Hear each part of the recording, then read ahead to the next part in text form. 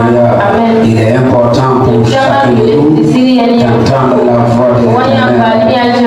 Dieu veut les hommes et les femmes à qui il va communiquer sa volonté.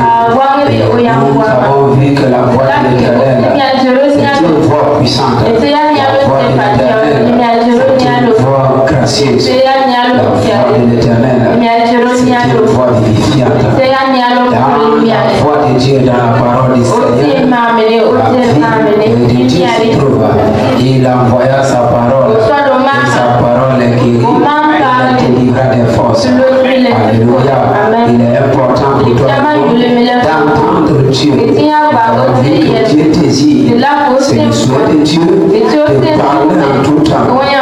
Et Dieu parle de plusieurs manières. Dans Job 33, verset 3, la Bible dit Dieu parle cependant tantôt d'une manière, tantôt d'une autre. Et vous ne prenez point garde. Donc Dieu a son langage. Il a le langage qu'il utilise pour parler. Il nous parle tantôt d'une manière, tantôt d'une autre. Maintenant tu dois monter. Tu es au pied de la montagne. Tu dois monter. Exode chapitre 19. Le verset 16 au verset 20. Il dit, le troisième jour au matin, il dit des tonnerres, des éclairs, il dit des bestes de nier sur la montagne. Le son de la trompette retentit fortement. Et tout le peuple qui était dans les cieux fit saisir l'épouvante. Amen. Moïse fit sortir le peuple du camp à la rencontre de Dieu et se placèrent à bas de la montagne. La montagne de Sinaï était tout en feu.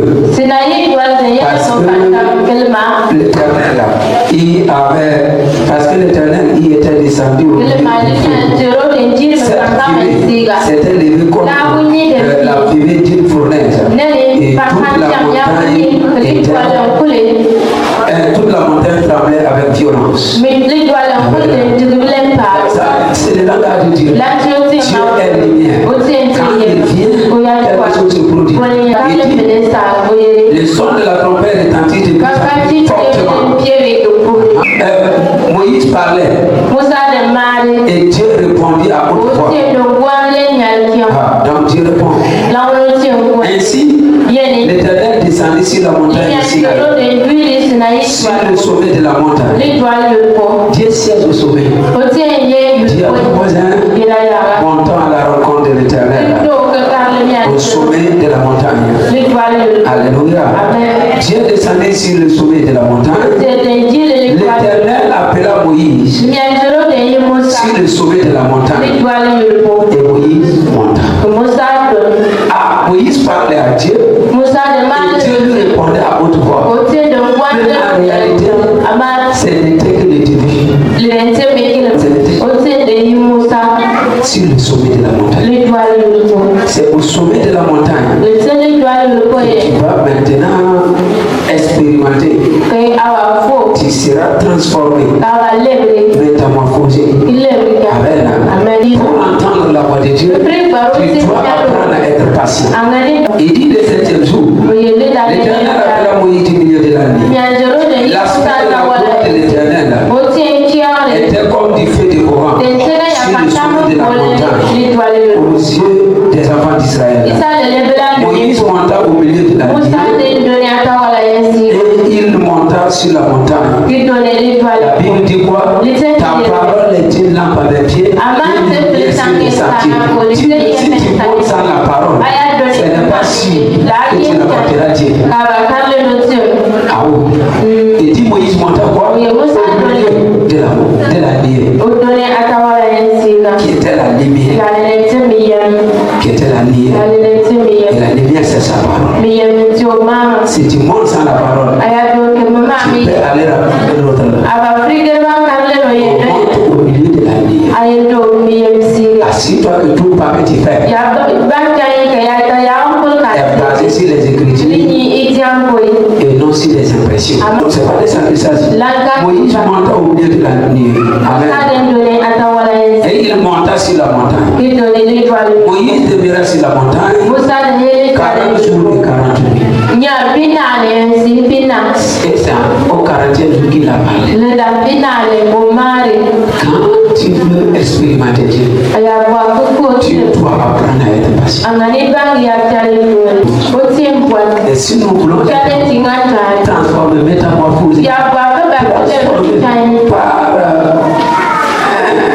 la présence de Dieu, il faut que nous passions du temps avec Dieu. Si tu veux entendre la voix de Dieu, il faut passer du temps avec Dieu. Ça c'est important. Deuxièmement, il faut obéir à Dieu. Quand nous l'obéissons, comment entendre sa voix? Il faut passer du temps avec lui. Deuxièmement, il faut l'obéir. Il faut l'obéir.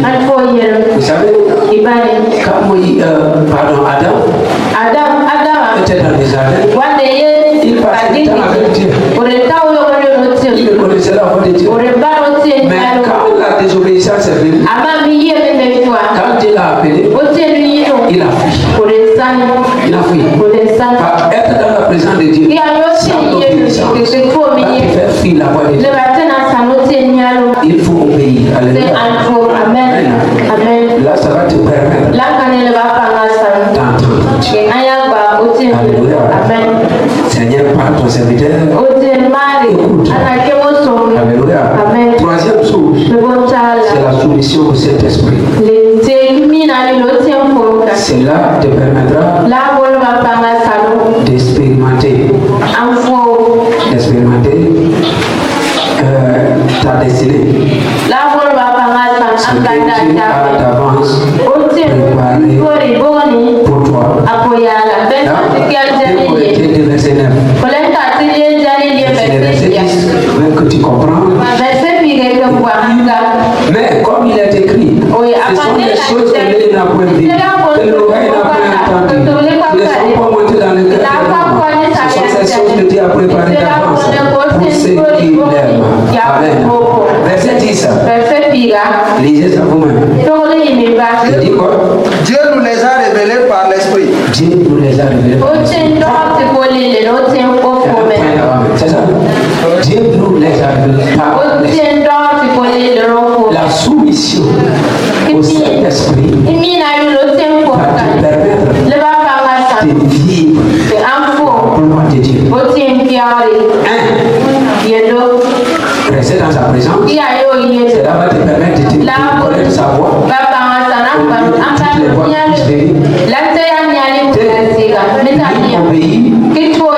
cela va rendre agréable ton séjour dans sa présence. Et ne pas faire, il va se transformer en fait de volant. Se soumettre au Saint-Esprit. Ça va te permettre de la gloire de Dieu, mais aussi de ne pas gaspiller l'onction, les grâces que Dieu a déposées sur toi. Est-ce que vous savez qu'il y a des onctions gaspillées? Pourquoi il y a des richesses gaspillées? C'est gaspillé. Ce n'est pas utilisé comme il se doit. Parce que ces personnes souvent ne se soumettent pas à l'esprit pour laisser l'esprit de Dieu les conduire, les montrer pourquoi est-ce qu'ils font. C'est pas parce que Dieu a parlé, il t'a dit de parler. Et ça c'est l'esprit qui te dit, il y a un temps pour se taire, il y a un temps pour parler, il y a un temps pour ceci, il y a un temps pour cela. Et quand nous nous soumettons à l'esprit, nous vivrons la gloire de Dieu. Nous vivrons la gloire de Dieu. Jacques chapitre 4, verset 11. La Bible dit, d'où viennent les luttes? D'où viennent les querelles parmi vous? N'est-ce pas par vos passions qui combattent un moment? Vous convoitez et vous ne possédez pas.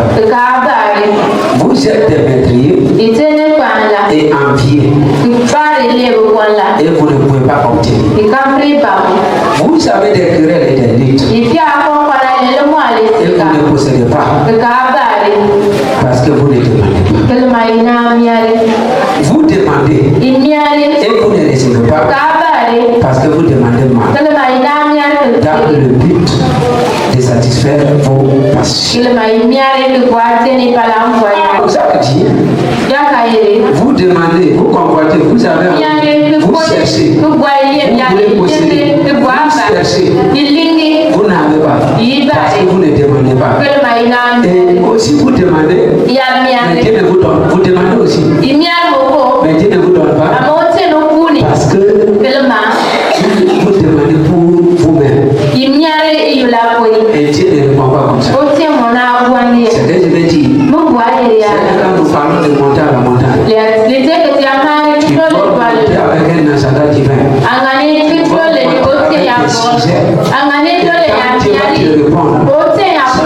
Une bénédiction pour son peuple. Parlons de l'onction. Prier qui demandait. Voilà ce que la Bible dit dans les cartes. Donc quand tu veux monter à la montagne, tu vas t'examiner toi-même et t'assurer que pour ce motif-là que tu montes. Jésus a dit quoi? Il dit quoi? L'Esprit du Seigneur est sur moi. Amen. Parce qu'il m'a oint pour annoncer une bonne nouvelle. Le but de l'onction, c'est que les pauvres entendent. Est-ce que c'est pour toi-même? Est-ce que Jésus faisait partie des pauvres? Non. Non. Lui n'avait pas besoin. Mais Dieu l'a oint pour les autres. C'est que tu demandes à Dieu. Si tu es toi, nous on va participer à la grâce. Parce que les cieux il dit, il m'a oint pour annoncer une bonne nouvelle aux pauvres.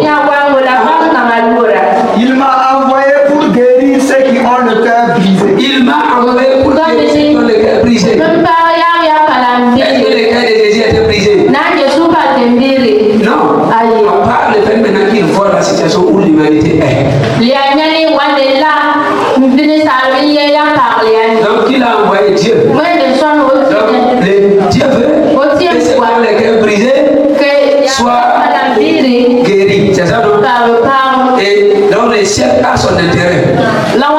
Si Jésus effectivement accompli aussi le mandat, la terre aussi est bénie. Je comprends. Ça c'est deuxième parce que ça vaut 6. Pour proclamer la délivrance aux captifs. Pour proclamer la délivrance aux captifs. Est-ce que Jésus lui-même était lié? Non. Un prisonnier même ne peut pas délivrer un prisonnier. Quelqu'un qui n'est pas libre ne peut pas libérer d'autres. Et aux aveugles le recouvrement de la vue. Et aux aveugles le recouvrement de la vie. Est-ce que Jésus était aveugle? Non. Il a dit aux scribes, aux pharisiens, si vous étiez aveugle, vous verrez. Vous voyez, les aveugles qui se conduisent. C'est juste moi.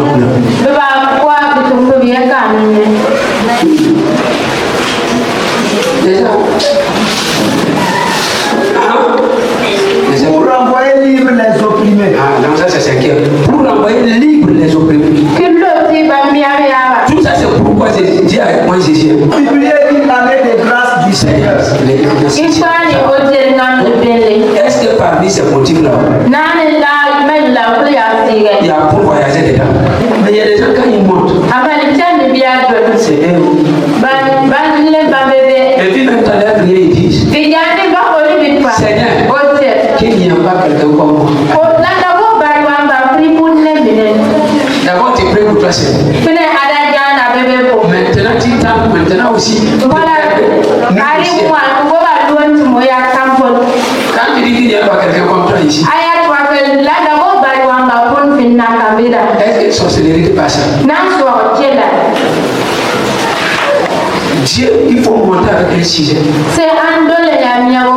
Tant que Dieu trouve que la raison est valable, les choses vont venir. 1 Samuel 1, verset 10. 6 au verset 12. Verset qui nous dit. On dit quoi? Vous êtes là-bas. L'amertume dans l'âme. L'amertume dans l'âme. Elle pria l'Éternel. Et versa des pleurs. Mais ce n'est pas ça qui se fait entendre au ciel. Anne va présenter sa requête. Le couple n'a pas enfant. Elle n'a pas enfant. Mais si l'exaucement de sa prière Dieu est pour les hommes, ce n'est pas d'abord bon. C'est quand tu reformuler tes objectifs là. Dans tous les domaines de ta vie, ça répond à un besoin de Dieu et à un besoin du corps de Christ et de l'humanité entière. Voilà, pour ta famille. Il dit, elle vit un peu. En disant, l'Éternel des armées, si tu viens regarder la pression de ta servante, si tu te souviens de moi, et tu n'oublies point ta servante, si tu me donnes un enfant mâle, je le consacrerai à l'Éternel tous les jours de sa vie. Et la joie ne passera point sur sa tête. Verset 12. Comme il restait longtemps en prière de Anne a dit Seigneur, donne-moi. Si tu me donnes, qu'est-ce que je vais faire? Je vais te le donner. Dieu cherchait un sacrificateur.